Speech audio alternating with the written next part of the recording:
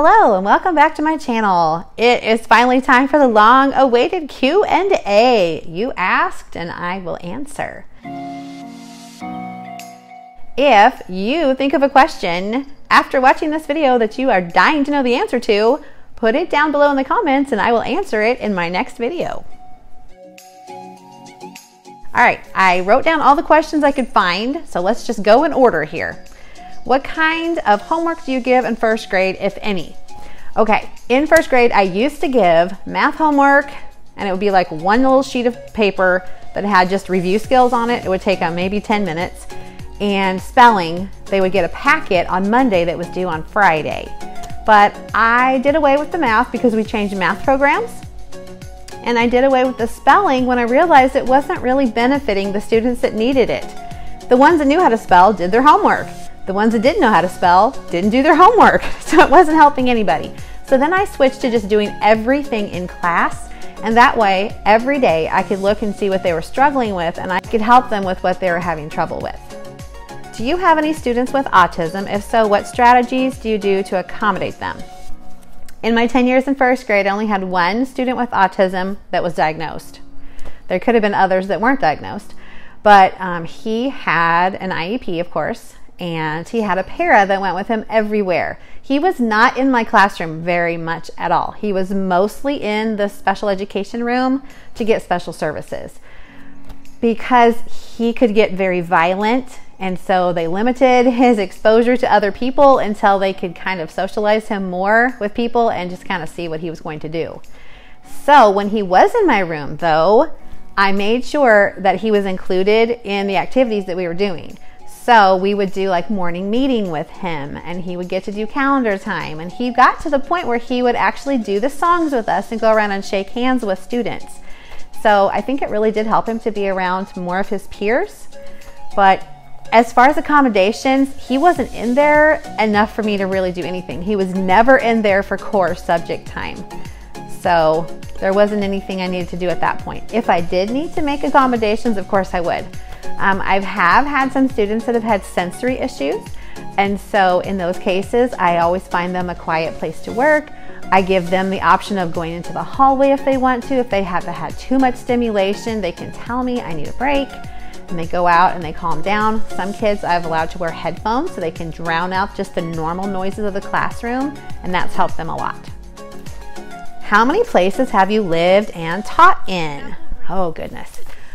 I've lived in lots of places because when I was a child we moved a lot. So I've lived in Memphis, Tennessee. I've lived in Council Bluffs, Iowa. I've lived in Des Moines, Iowa. I've lived in Eldora, Iowa.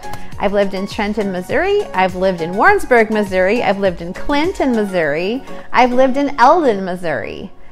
So those are all the places I've lived. And I've taught in two places. I've taught here in Eldon, and then I teach at my school now. Have you traveled much, seen much of the U.S.? Not as much as I would like. I've been to New York. That was on a choir trip. I've been to Texas. I've been to Kansas. See, not very many places, really. I would like to see more. I really would. Yeah.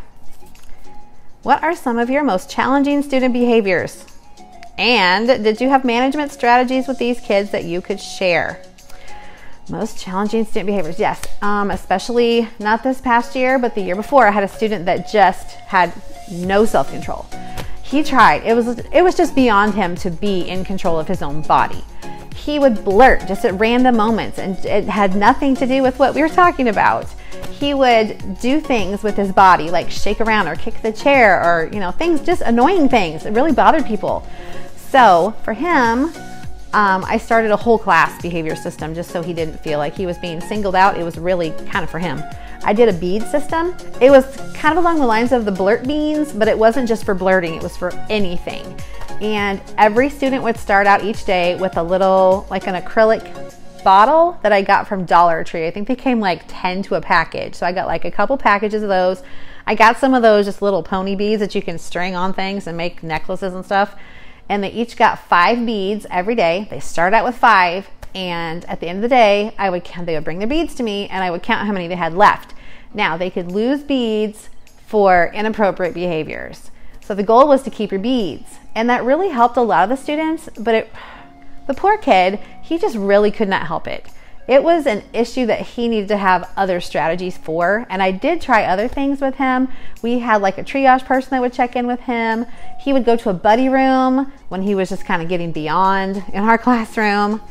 I would try to have him move around a lot, but he just really kind of needed to mature. Part of his issue was immaturity because of the way that he was kind of brought up at home. He was given a lot of leeway and kind of babied, and so he kind of expected that in the classroom too. And that's not how I roll. That's not how anybody was going to be at school. So he was still having trouble adjusting even in first grade. He did make a lot of progress though, because in kindergarten, he would come in clinging to his father and didn't want to leave.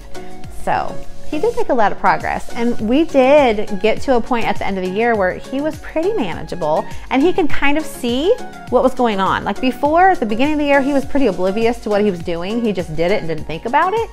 But we would always have conversations. The biggest thing with him, I think, was just having a one-on-one conversation away from everyone else, very calmly, not in anger, not in disappointment, just to kind of be like, I didn't know if you knew that you were doing this, but here's what I've noticed.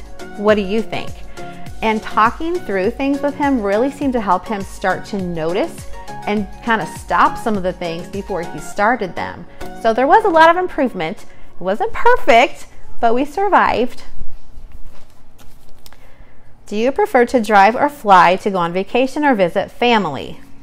My family lives in Iowa, so we just drive because it's about 5 hours and that's not horrid in a car. When I've gone on vacations in Florida though, 14 to 16 hours in a car, even with stretch breaks and things, a bit much. So if we were going to travel a longer distance, I would prefer to fly for sure. What are your tips for new first grade teachers? Oh wow. Well, I will tell you the most important thing is to set your boundaries on day one, minute one, second one, when those kids' feet hit your floor. I am not even kidding you. Do not let them get away with anything that you don't want to deal with all year. I know a lot of people go, don't smile till Christmas. You cannot do that in an elementary school. It's not possible. We're not made that way, and the kids are not made that way. You just can't be that way. Be loving, be friendly, be kind, but don't be their friend. I think that's a mistake that some new teachers make. They want their students to like them, and so they try to become their friends. And then that kind of gets you into a sticky situation where you feel like you can't really drop the hammer on them when you need to. And you're kind of stuck and you feel like, oh no, if I do something now, they're all going to hate me. Let me tell you, they will never hate you. They will never hate you. If you love them and you're doing the best things for them and you're teaching them and you're having fun with them and you correct them and say, I'm sorry, we don't do that in our classroom, they are going to love you so much. They will respect you for it too. Kids need boundaries. Don't be wishy-washy and be like, one day something's okay and the next day something's not. Set your rules on day one and practice, practice, practice, practice. You will hear that from everybody when you ask that question of teachers. What should I do for classroom management? What are the things I should do? Practice, practice, practice the way you want them to do things. And I'm talking like every little pea-picking thing that they do in a day. From walking into the door. If you don't want them running into your classroom, say, oh, let's try that again the way that we'd like to do it every day. Follow me. This is how I'd like you to walk in. That's what I do. After the kids come in the morning, they sit down, they have like a color page so they can kind of get the jitters off. I can talk to parents about last minute questions, transportation things, stuff like that, get my lunch count, my attendance sent. Then we start on some procedures. Now I do not bombard them with procedures because that would blow their minds. So little baby steps is what you need. Let them practice one thing first and then move on to something else. And then you can just kind of add on as you go. They don't have to learn everything on the first day, but they do need to learn the most important things. How should I walk in this classroom? What do I do when I get in there? How do I ask to go to the bathroom? How do I get a pencil? What do I do if I have a question of my teacher? Things like that. They need to know those things because their kindergarten teacher, who knows, they might have been allowed to be crazy little monkeys at the zoo. We don't know where they came from. Just assume that they know nothing about school and you need to start from the very basics. Here's how I'd like you to walk in my room. Here is where you put your things. And I know it sounds really, really, really simple, but I am not kidding you. Some kids either forgot from the year before or never did it right to start with. And you need to show them from the beginning, this is what I expect of you. I'm going to show you how to do it. I'm going to help you learn it. And I'm going to remind you to keep doing it the right way, because it will make our classroom so much nicer. We're going to have a great time together. And then we don't even have to think about that anymore because you're just already doing it. You need to have some classroom jobs. I really fully believe that children need to have jobs in the classroom because it teaches them responsibility and it gives some of the things to them to do so you don't have to do it anymore. I have made the mistake so many times of thinking I, as the teacher and the adult in the room, have to do every little pea-picking thing. No, I do not. These little humans are capable of doing lots more than we give them credit for. So don't underestimate the ability of your students to help you out in the classroom by giving them jobs. What are your top 3 must-haves for first grade? Wow, must-haves for first grade. Well, books. Lots and lots and lots and lots of books. I don't think you can have too many books. And if you have so many that they won't fit in your shelf, rotate them in and out. Store them somewhere and bring them in and trade out other ones. So yes, books for one. You need books of all interest levels. You need a variety of reading levels. You need a variety of fiction and nonfiction. And if you think you need like girl books and boy books, I kind of do that just a little, but I've noticed that a lot of my boys like the books that I thought the girls were going to love, and a lot of the girls like the books that I thought the boys were going to love. So don't put them in a box and say, oh, you're a girl, you're going to like this, oh, you're a boy, you're going to like this, because they're people and they have different interests. It doesn't matter if they're boys or girls, they're going to like what they like. And if you don't have very many books, but you have the opportunity to get some, ask your students, give them a poll, survey them. Hey, what kind of books do you guys like to read? I would really like to know what kind of books we'd like to have in our classroom. So first thing is books, books, books. You can't have too many books. Something else is a must-have for first grade would be a behavior system. Make sure you have some kind of management system already figured out in your head before they step in your room, because they will eat you alive otherwise and you will have the worst day ever. I'm not kidding. I love to do positive behavior because, like when I did the bead system that I talked about earlier, I felt like I was just punishing them by taking the beads away. But they were earning a reward whenever they filled up their card at the end of the day for how many beads they had left. They did get a prize for that at the end of the week, but still I felt kind of punitive. Find a management system that works for you. I would just say that. If a clip chart works for you, use a clip chart. I personally don't care for clip charts. They don't work for me, but I'm not you. You need to do what works for you. And what works for you this year may not work for you next year. You gotta be flexible. Another must-have in your classroom, I would suggest, is a rug, a big meeting rug that everyone will fit on, that you can come together and do whole group lessons. You can do read alouds. You can have story time where kids get to share about their life events. And you can just be together on that rug and you can build community. I love my classroom rug. Now, mine was furnished by the school, so hopefully your school will have a big classroom rug as well. But that is a place where I do my mini lessons. I do my read alouds. I do my show and tells. We celebrate things on our rug. We do surveys on our rug. We graph from our rug. The rug is central to our classroom, so I highly recommend a classroom rug. Another question that I've been asked a lot is, how many cats do we have? And at this point, you've probably seen all of them at least once somewhere in a cameo appearance on a vlog.